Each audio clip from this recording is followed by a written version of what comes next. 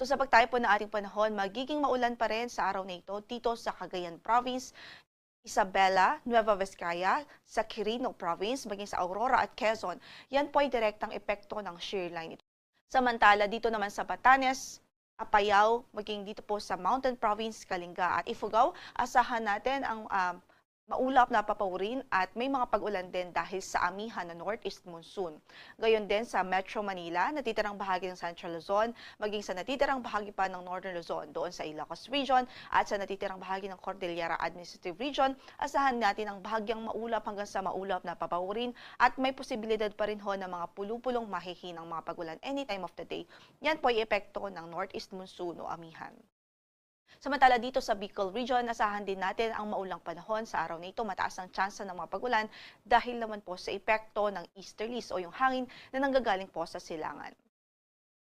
Samantala sa natitirang bahagi ng Luzon ay bahagyang maulap hanggang sa maulap ang papauring natin, pero nariyan pa rin yung tsansa ng mga isolated thunderstorms. So mga kalat-kalat o mga pulupulong pagkidlat, pagkulog anytime of the day. Kaya dahil din sa easterlies, patuloy rin ang mga pagulan sa northern at eastern Samar, maging dito po sa southern Leyte at sa Caraga region.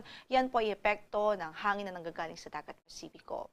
Yung Intertropical Convergence Zone ay nakakaapekto sa katimugang bahagi ng Mindanao at ito din po ay inaasahang magdudulot ngayon sa araw na ito ng maulap na papaurin at mga kalat-kalat na pagulan at pagkidlat pagkulog dito po sa Davao Region, Soxar Region, maging sa Zamboanga Region at sa Basilan at Tawi-Tawi Provinces. Sa natitirang bahagi ng Kabisayaan at natitirang bahagi pa ng Mindanao, bahagyang maulap hanggang sa maulap ang papaurin at asahan natin ang mga localized pa rin ng mga thunderstorms o pagkidlat pagkulog anytime of the